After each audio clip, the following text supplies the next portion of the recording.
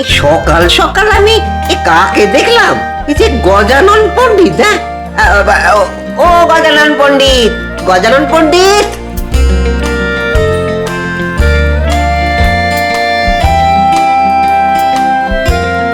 বলি এতদিন কোথায় ছিলে গো? জাহান্নামে। তা এত বছর পরে দেখা, তবু দেখছি ওই তোমার স্বভাবটা কিন্তু একেবারে পাল্টায়নি। বলি তোমার মিষ্টির স্বাদ এখন কি নোনতা হয়েছে নাকি? তা কেন হবে? আরে মিষ্টির স্বাদ মিষ্টি আছে। হ্যাঁ, তবে এত বছর পর তোমার মিষ্টির স্বাদ যখন পাল্টায়নি, তখন আমার স্বভাব পাল্টাবে কেমন করে বলো তো? না, তোমার সঙ্গে কথা বলাই আমার অপরাধ হয়েছে, বুঝেছো? যাও, যাও, তুমি যেখানে যাচ্ছিলে সেখানেই যাও। যাও।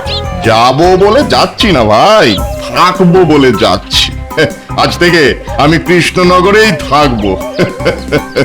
ঘরের ছেলে ঘরে ফিরে এসেছে, বুঝলে?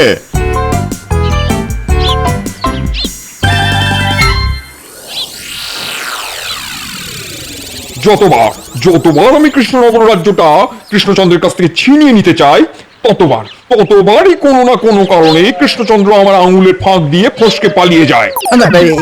এতে আপনার কোনো দোষ নেই জাহাপানা, দোষ তো আপনার আঙুলের। কি বললে? না মানে সোজা আঙুলে ঘি না উঠলে আঙুলটা যে একটু বেঁকাতে হয় জাহাপানা। হেয়ালি না করে কি বলতে চাইছো খুলে বলো দেখি উজি। বলছি জাহাপানা, বলছি, তবে শুনুন। এতে কাজ হবে বলছো? হবে হবে হবে, 100 বার হবে। আমি তবে আদি কৃষ্ণচন্দ্রের মন্ত্রীকে একবার ডেকে পাঠাচ্ছি। হ্যাঁ, মন্ত্রী আমাদের সাহায্য করলে আমরা জিতবো জাহাপানা। না, শুধু ওই মরকট মন্ত্রীর ভরসায় থাকলে হবে না উজি। কৃষ্ণচন্দ্রের মন্ত্রী হলো ফুটো নৌকো, বেটা নিজেও ডুববে আর সঙ্গে আমাদেরও ডোবাবে। তুমি বরং এমন কোন মানুষের সন্ধান করো যে পেছন থেকে এই কাজটা করবে। জাহাপানা, একটু আগেই দেখলাম ওই গজানন পণ্ডিত ওই কৃষ্ণনগরে আবার ফিরে এসেছে। হ্যাঁ, বলো কি? এ তো মেঘ না চাইতে জল। উজির, মন্ত্রীর সঙ্গে সঙ্গে গজানন পণ্ডিতকে ডেকে পাঠাও। এবার দেখি কৃষ্ণচন্দ্র আমার হাত ফসকে কি করে পালায়।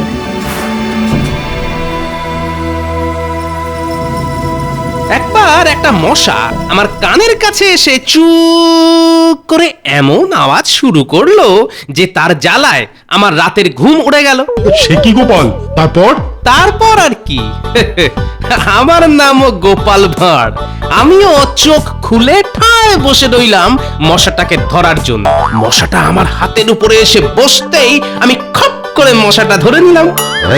মশাটা না মেরে তুমি মশাটা ধরে নিলে গোপাল? হ্যাঁ, নিলাম। তারপর একটা সরু সুতো দিয়ে মশার হাত পা আচ্ছা করে বাঁধলাম, যাতে মশাটা উড়ে পালাতে না পারে। তুমি মশাটা ধরে তার হাত পাও বাঁধলে? তারপর কি হলো? তারপর আমি মশাটাকে আমার বিছানায় আমার বালিশে মাথা দিয়ে শুয়ে দিলাম। কিছুক্ষণ পর যেই মশাটা ঘুমোবে বলে চোখ বন্ধ করছে, অমনি আমি মশার কানের কাছে চু করে আওয়াজ করা শুরু করলাম। মশাটা আমাকে ঘুমোতে দেয়নি, তাই আমিও মশাকে সারা রাত ঘুমোতে দিইনি। উরি বাবা রে, আস্তে আস্তে আমার পেটে খিল ধরে গেল। ও বাবা, এই নাও গোপাল।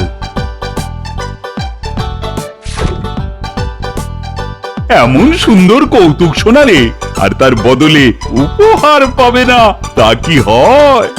খালি ভাড়ামো যত সব। গোপাল রাজসভায় এসে শুধু ভাড়ামো করে কত কত মুদ্রা মহারাজের কাছ থেকে উপহার হিসেবে পায়, আর এদিকে আমি সারাদিন এত খাটাখাটি করি, 1 পয়সাও বেশি পাই না। মাঝে মাঝে ইচ্ছে করে এক রাতে পুরো রাজকোষ ফাঁকা করে দিই। মন্ত্রী মশাই, নবাব বাহাদুর আপনাদের ডেকে পাঠিয়েছেন। আমাকে? এই তো ভগবান মুখ তুলে তাকিয়েছেন। নবাব ডেকেছেন মানে নিশ্চয়ই কোনো কাজ আছে, আর কাজ করে দিতে পারলেই চল।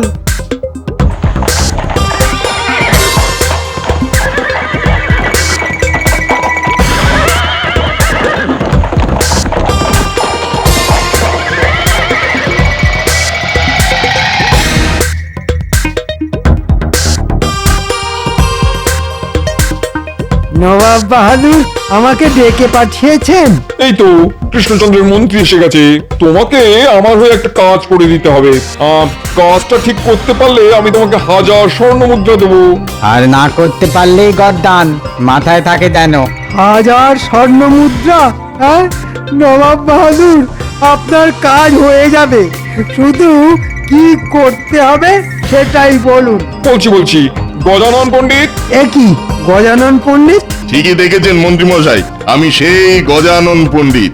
নবাব বাহাদুরও আমাকে ডেকে পাঠিয়েছেন এই একই কাজের জন্য, বুঝলেন? গজানন পণ্ডিত তোমাকে বলে দেবে কি কি করতে হবে, বুঝলে?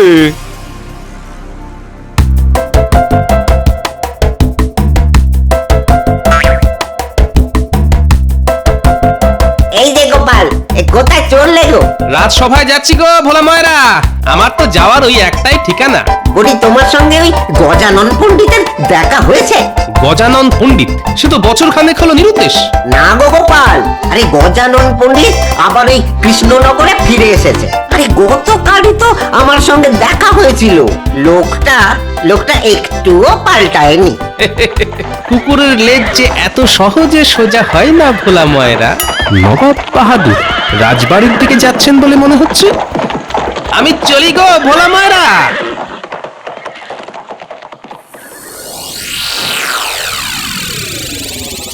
এই যে কৃষ্ণচন্দ্র। নবাব বাহাদুর, আপনি? দেখেছেন জাহাপানা, আপনাকে দেখে কৃষ্ণচন্দ্র মানে আমাদের রাজা কৃষ্ণচন্দ্র কেমন ভূত দেখার মতো চমকে উঠলো। হ্যাঁ হ্যাঁ, ঠিক বলেছেন উজির। আসলে এইরকম সৌভাগ্য মহারাজের যে রোজ রোজ হয় না। ওই এসেই ফলন কাটা শুরু করে দিয়েছে। তুমি চুপ করে নিজের জায়গায় বসো তো গোপাল, একেই দেরি করে এসেছো, তার উপর বেশি মুখ চালিও না। চুপ, সবাই চুপ। নবাব বাহাদুর, আপনি বলুন, হঠাৎ আমাকে কেন মনে পড়লো আপনার? জানতে চাই তুমি এই রাজ্যটা আমাকে দেবে কি না। দুঃখিত নবাব বাহাদুর, আমি এই রাজ্যটা আপনাকে দিতে পারবো না। তাই নাকি? তবে শুধু তোমার কথা আমি শুনবো না, প্রজারা কি চায় আমার সেটাও জানা দরকার। কৃষ্ণনগরের প্রজারা আমাদের মহারাজকে খুব ভালোবাসে। প্রজারা মহারাজকেই চায়। না না না না না না না না, মুখের কথায় আমি বিশ্বাস করবো না। তাই তো আমি ঠিক করেছি, এবার কৃষ্ণনগর রাজ্যে নির্বাচন হবে। হ্যাঁ, সে কি? হ্যাঁ, তোমরা সবাই ঠিকই শুনেছো। উজির, নির্বাচনের নিয়মটা আবার হয়ে তুমি সবাইকে বুঝিয়ে দাও। একটা কাগজে আমাদের নবাবের ছবি থাকবে, আর একটা কাগজে রাজা কৃষ্ণচন্দ্রের একজন করে প্রজা আসবে। তারপর সে যাকে রাজা হিসেবে চায় তার ছবির নিচে আঙুল ছাপ দেবে এবং সেই কাগজটা একটা বাক্সে ফেলে দেবে। এইভাবে সবার আঙুল ছাপ নেওয়ার পর বাক্স খুলে গণনা করা হবে কার আঙুল ছাপওয়ালা কাগজের সংখ্যা বেশি। যার আঙুল ছাপওয়ালা কাগজের সংখ্যা বেশি সেই হবে জয়ী। এইভাবেই যদি আমি জিতে যাই তাহলে এই কৃষ্ণনগর রাজ্যটা আমাকে দিয়ে দিতে হবে কৃষ্ণচন্দ্র। ও, এই ব্যাপার। তাহলে এই নির্বাচনে আমি জিতবো নবাব বাহাদুর। আমার রাজ্যের প্রজাদের উপর আমার যথেষ্ট ভরসা আছে। তারা আমাকে ছাড়া কাউকে রাজা হিসেবে ভাবতেই পারে না। সেটা নির্বাচনের পরেই দেখা যাবে কৃষ্ণচন্দ্র। আমার তরফ থেকে উজির আর তোমার মন্ত্রী এই দুজন নির্বাচনের দায়িত্ব থাকবে, কেমন? হ্যাঁ, আমি রাজি নবাব, আমি রাজি। আগামীকালই হবে। উজির আর কৃষ্ণচন্দ্রের মন্ত্রী, তোমরা নির্বাচনের জন্য প্রস্তুতি শুরু করো, কেমন? হ্যাঁ মন্ত্রী, যা যা। না না না না, কোথাও একটা গোলমাল হচ্ছে। সব প্রজারা আমাদের মহারাজকে ভালোবাসে এটা জেনেও নবাব বাহাদুর নির্বাচনের ব্যবস্থা করলেন, আবার সেই নির্বাচনের দায়িত্ব দিলেন মন্ত্রী আর উজিরের ঘাড়ে। মন্ত্রী মশাইকে বিশ্বাস নেই, ব্যাপারটা একটু চোখে চোখে রাখতে হবে দেখছি। কি হলো গোপাল, আরে কোথায় চললি? আগে একটা জরুরি কাজ মনে পড়ে গেছে মহারাজ, এক্ষুনি না গেলে সব গন্ডগোল হয়ে যাবে।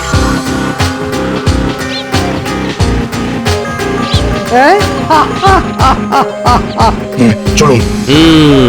যেটা আন্দাজ করেছিলাম সেটাই দেখছি সত্যি। শুধু মন্ত্রী আর উজির নয়, গজানন পণ্ডিত কম যায় না। আমরা যেমন যেমন পরিকল্পনা করেছি তেমন তেমনটা করে ফেলতে পারলেই আমাদের নবাব বাহাদুরের জয় নিশ্চিত। আগামীকাল নির্বাচন, মানে গণনা হবে আগামী পরশু। তাই আগামীকাল রাতের মধ্যেই নবাবের ছবির নিচে আমাদের নকল আঙ্গুলের ছাপ দিয়ে ওই বাক্সের মধ্যে ফেলে দিতে হবে। হ্যাঁ, তারপর যখন গণনা হবে তখন দেখা যাবে মহারাজের থেকে নবাব বাহাদুর বেশি আঙুল ছাপ পেয়েছেন। আর এই কাজটা করতে পারলে আমার ট্যাঁকে ঢুকবে 1000 স্বর্ণ মুদ্রা। ভাবতেই কেমন একটা লাগছে যে আমি 1000 স্বর্ণ মুদ্রার মালিক হব। হ্যাঁ, চলুন চলুন মন্ত্রী মশাই, দাঁড়িয়ে দাঁড়িয়ে স্বপ্ন না দেখে কাজে হাত লাগানো যাক। না, এবার কিছু একটা করতেই হচ্ছে দেখছি।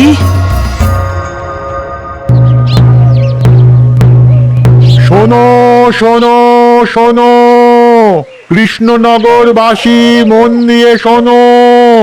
আগামীকাল রাজবাড়িতে নির্বাচনের ব্যবস্থা করা হয়েছে। রাজ্যের প্রজাদের সেখানে উপস্থিত হয়ে আঙুলের ছাপ দিয়ে নিজেদের পছন্দের রাজাকে বেছে নিতে হবে।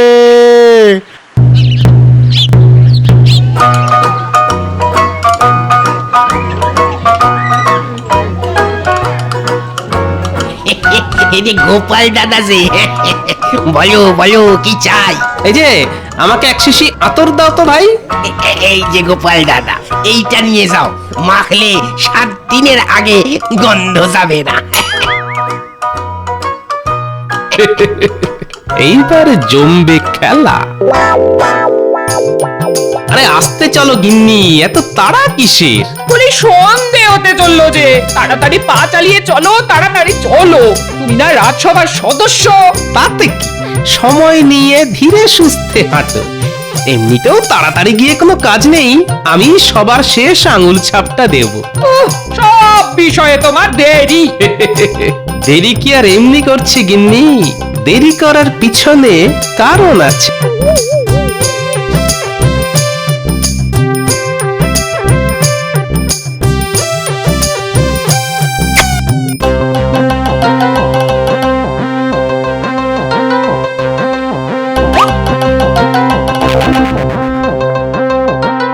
মহারাজ, সবার আঙুল ছাপ দেওয়া শেষ।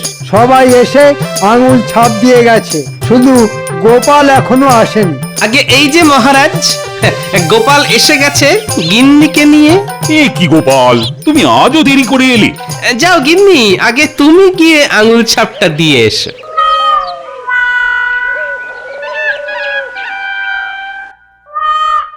শেষ আঙুল ছাপটা গোপালই দিল জাহাপানা। তাতেও কৃষ্ণচন্দ্র জিততে পারবে না উজির। সে তো গণনার পরেই দেখা যাবে নবাব বাহাদুর। হ্যাঁ, নির্বাচনের কাজ তো শেষ হলো, এবার শুধু গণনার অপেক্ষা।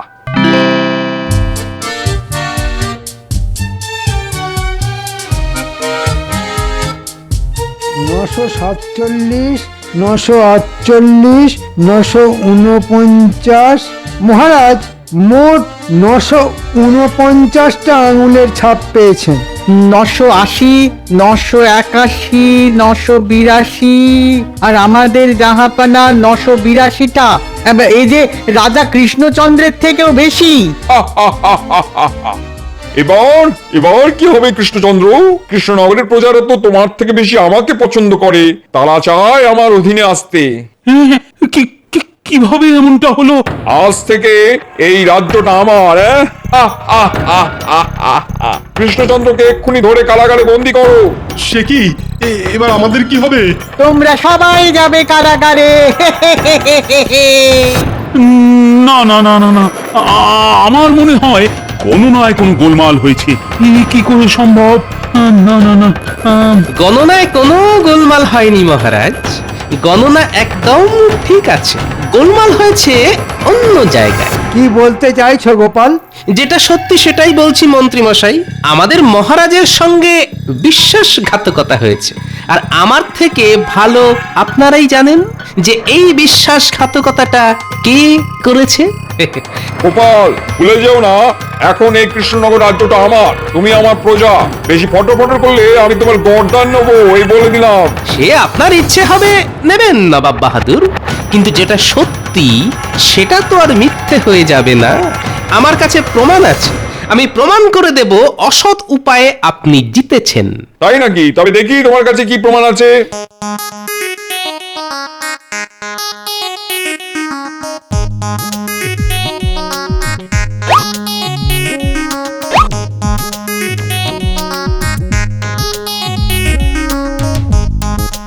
মহারাজ, এই দুটো কাগজের গন্ধ শুকে দেখুন, দেখুন তো কোনো পার্থক্য খুঁজে পান নাকি।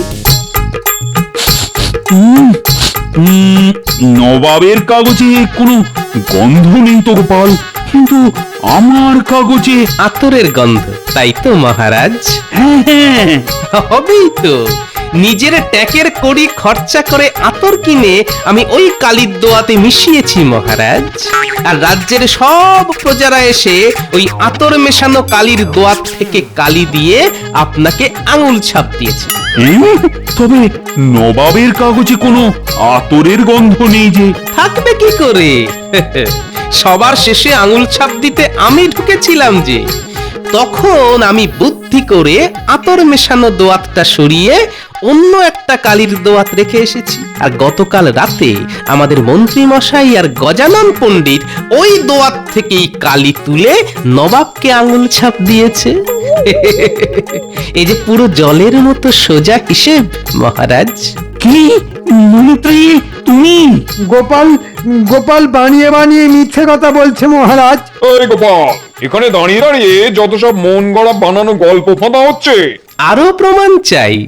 বেশ বেশ, রাজসভার সদস্যরা, আপনারা কাকে আঙুল ছাপ দিয়েছেন বলুন বলুন বলুন। মহারাজকে মহারাজকে মহারাজকে হ্যাঁ, এবার সবাই যে যার আঙুল নবাবের নাকের কাছে ধরুন।